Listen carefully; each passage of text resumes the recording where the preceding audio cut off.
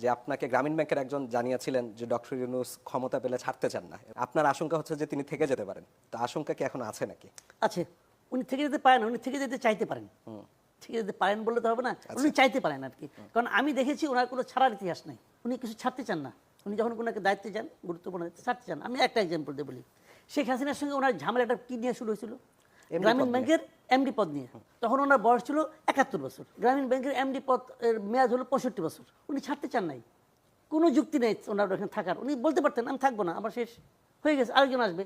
উনি ছাড়তে চান নাই। এবং আমার আরেকটা কথা, ওই সময় গ্রামীণ ব্যাংকের অন্য কোনো কর্মকর্তা কর্মচারী কি 65 বছর থেকে 71 বছর পর্যন্ত থাকতে পারছে?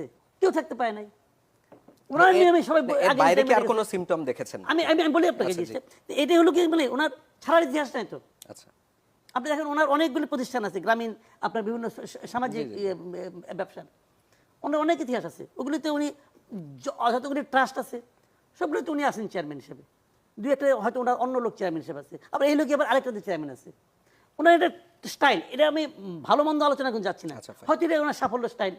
আমি বলেছি উনি আমাকে এই কথাগুলো কিন্তু সম্পূর্ণ আমারই যে বলা তা না, আমাকে কিন্তু অনেক লোক তাদের সঙ্গে যারা কাজ করেছেন এমন লোকই আমাকে বলেছে। এবং উনি আমাকে বলেছেন যে আপনি দেখবেন শেষ পর্যন্ত কোনো না কোনো ফরম্যাটে উনি এই সরকারের সঙ্গে থেকে যাবেন। মানে পরাজয় সরকার, হ্যাঁ প্রফেসর, কোনো না কোনো ফরম্যাটে হয়তো প্রেসিডেন্ট হবেন। হলে যে খারাপ হবে তা কিন্তু আমি বলি না, আচ্ছা ফাইন, ভালো হতে পারে এটা। আমি তো মনে করি উনি প্রেসিডেন্ট হলে আমার জন্য খুব ভালো হবে। কারণ প্রেসিডেন্টের যে ভূমিকাটা অ্যাম্বাসেডর হিসেবে উনি খুব সারা দুনিয়াতে খুব ভালো করবেন। কাজে আমি কিন্তু এটা নেগেটিভ অর্থে বলছি না। নির্বাচন নিয়ে কোনো আশঙ্কা করছেন না, মানে বলছেন যে তিনি হয়তো কোনো না কোনো ভাবে থেকে যেতে পারেন। নির্বাচনের যে দাবিটা উঠেছে এখন দেখবেন অনেকেই বলছে কিন্তু ডক্টর ইউনূস সরকার 5 বছর থাকুক, আবার কেউ কেউ বলছেন উনি আজীবন থাকুক বলছে।